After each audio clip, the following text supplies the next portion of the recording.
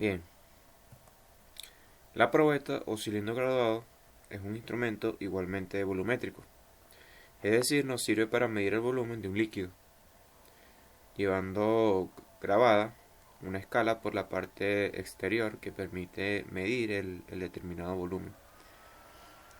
Está formado por un tubo generalmente transparente de unos centímetros de diámetro y tiene una graduación desde 5 mililitros hasta el máximo de la probeta, indicando distintos volúmenes.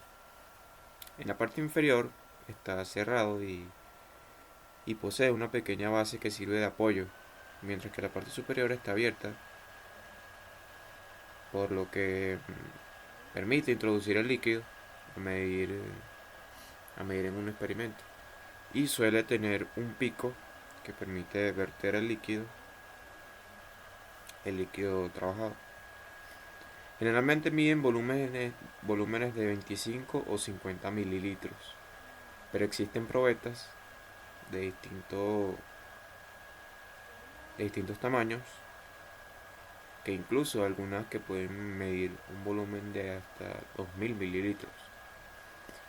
Puede estar constituido de vidrio, que es lo más común, o de plástico. La ventaja de ser de vidrio es que las mediciones van a ser más exactas comparadas con una probeta de plástico. Luego tenemos acá el matraz volumétrico, que es un instrumento de laboratorio que se usa para la medicación y determinar la exactitud del volumen entre líquidos, así como, así como los anteriores.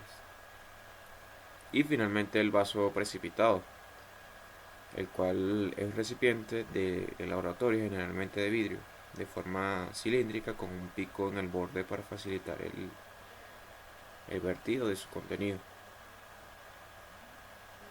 Este se emplea para procesos de precipitación, para calentar o agitar líquidos, preparar disoluciones y medir cierta cantidad de volumen de una sustancia. Estos son los instrumentos más usados en el laboratorio para cada una de las prácticas a realizar en el área de química, donde evidentemente serán orientados en su momento. Lo cierto es que estos instrumentos proporcionan mediciones de propiedades macroscópicas que pueden determinarse directamente. Las otras propiedades microscópicas en la escala atómica o molecular tienen que determinarse con un método indirecto, un poco más complicado.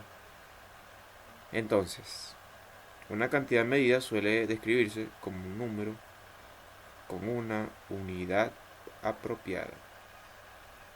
Por ejemplo, afirmar que la distancia de un automóvil entre Nueva York y San Francisco por cierta carretera es de 5166.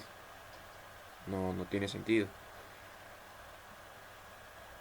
Se requiere especificar que la distancia es de 5166 kilómetros. Lo mismo es válido en química. Las unidades son esenciales para expresar correctamente las mediciones. Ahora entramos de lleno en las unidades según el sistema internacional, donde en 1960 la Conferencia General de Pesos y Medidas, que es la autoridad internacional en cuanto a unidades, propuso un sistema métrico revisado, al que se le llamó Sistema Internacional de Unidades. En la tabla 1.2 se muestran las 7 unidades básicas del sistema internacional.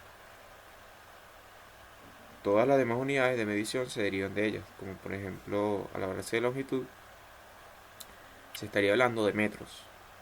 De ahí se derivan los centímetros, los milímetros y así sucesivamente.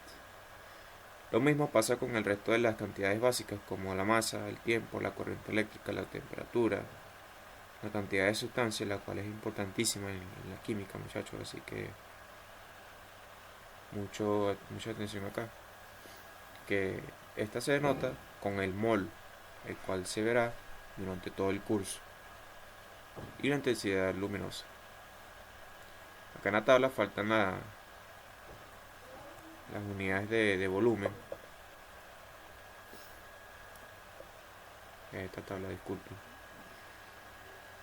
Pero más adelante les estaremos conversando más acerca de ello.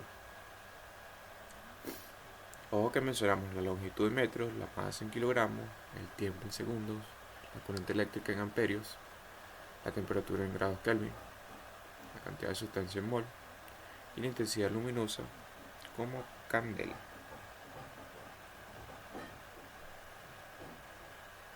Bueno, continuamos con la masa y el peso, aunque los términos masa y peso suelen usarse indistintamente en sentido estricto, ya que se trata de cantidades diferentes. Mientras que la masa es una medición de la cantidad de materia en un objeto, como vemos en pantalla, con la balanza. Por su parte, el peso, en sentido técnico, es la fuerza que ejerce la gravedad sobre un objeto, por lo que la forma de obtenerlo es mediante cálculo, como observamos acá en pantalla a la derecha.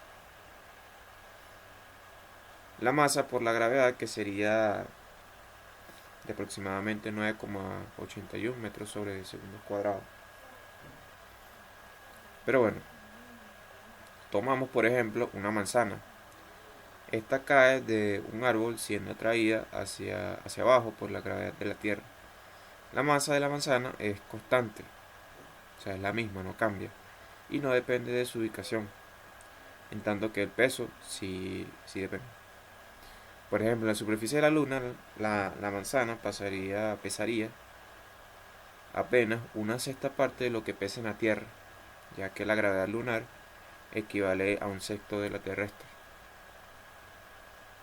La menor gravedad de la Luna permitió que los astronautas saltaran sin dificultad en su superficie, pese a los voluminosos trajes y equipos. Los químicos se interesan principalmente en la masa, que puede determinarse con facilidad con una balanza. Pero por extraño que parezca, el proceso de medir la masa se le llama pesada. Ahora bien, como mencionamos en la anterior lámina, la unidad de masa del sistema internacional es el kilogramo.